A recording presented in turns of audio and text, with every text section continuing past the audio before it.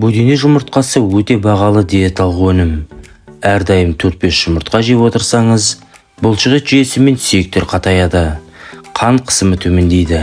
Жүрек, бүйрек, өкпе, асқазан ауруларын емдеуге көмектеседі.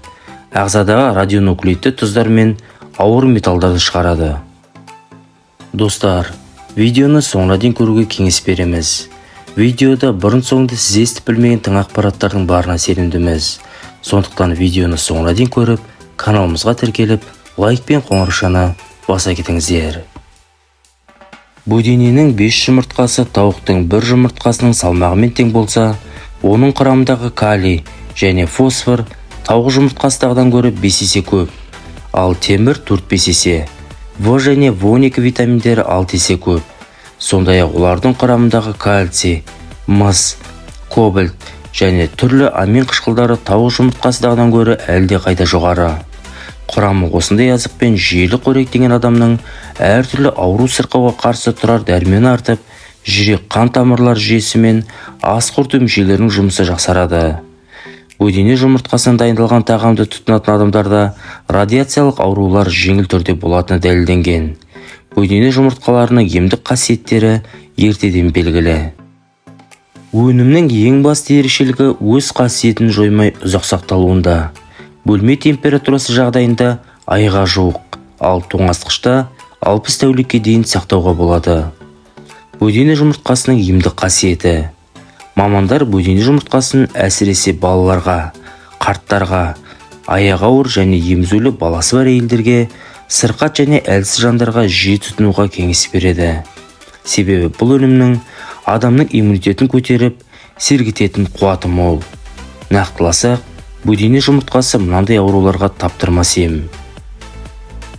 Бас ауруына, демікпе мен өкпе ауруларына, қан қысымының көтеріліп және түсіп кетуін реттейді.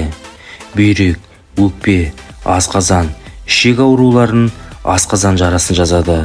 Фосфор, калий, темірдің әсерінен есте сақтау қабілетін жақсартады. Анемияға, сәуле ауруларына, бөртпе мен диатезден құтқарады. Салқын тию мен тұмауға қарсы, бұлшықет пен сүйектерді қатайтады. Баланың есте сақтау қабілетін арттырады. Диета кезінде арықтауға, ағзаның қалыпты жұмыс істеуіне көмектеседі.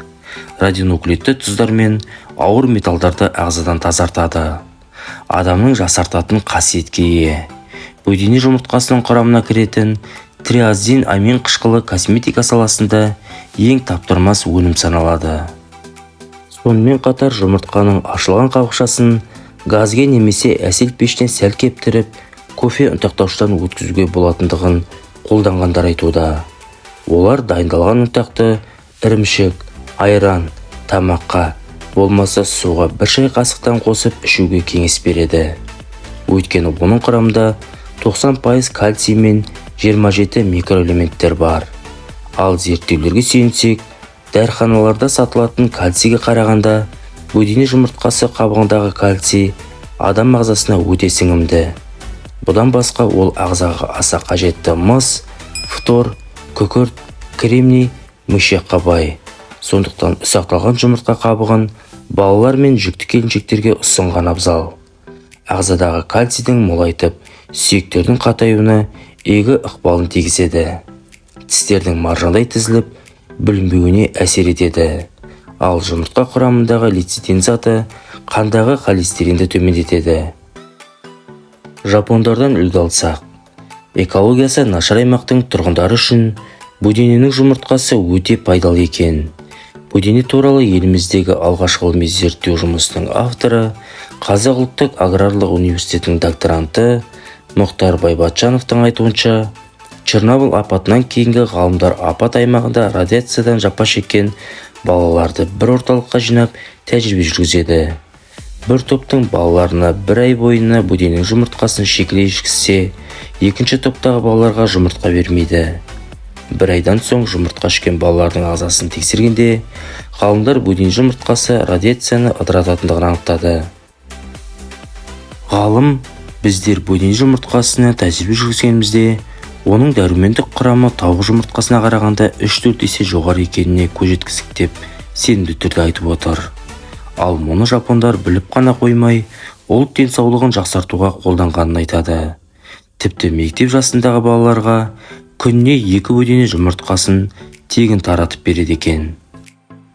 Кезінде ақш Жапонияға атом бомбасын тастап, үлкен экологиялық апатқа ұшыратқаннан кейін, жапондар бөдененің адам бойындағы радиацияны ыдырататындығын біліп, міндетті тамақ рационына енгізген. Сол кезде әрбір жапон баласы таңертең міндетті түрде бөдене жұмыртқасын шикілей ішетін болған. Осының арқасында жапон халқы денсаулығын түзеп ойлау қабілетін дамытты. Бүгінде жоғары деңгейде дамыған мемлекеттердің көшін бастап келеді. Бөдене жапон халқын құтқарып қалды десек те болады, дейді Мұхтар Байбатжанов ақпарат құралдарының біріне берген сұхбатында. Бөдене жұмыртқасын шикілей, қайнатылған, қуырылған, пешке сусыз пісірілген күйде пайдалануға болады.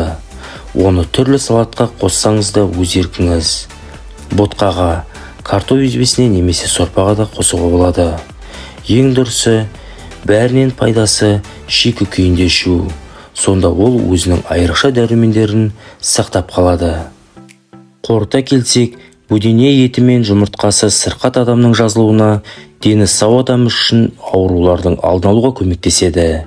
Таза әрі табиғи азықты күнделікті қолданса, көп шығынсыз түрлі дертке қарсы тұра алатындай денсаулығымызды нығайтуға болады. Бүгінде ханның асы саналатын бұл өнім дүкен сөрелерінде толып тұр. Ендеше тұтынушылар қалағанша сатып алуға мүмкіндік бар.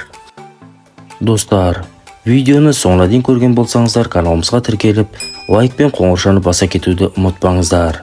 Сонымен бірге, осы видеоны өзіңізде бар барша әлеуметтік желілерге таратып жіберуді өтінеміз. Қазақша дамуына өз үлестеріңізді қоса кетіңіздер.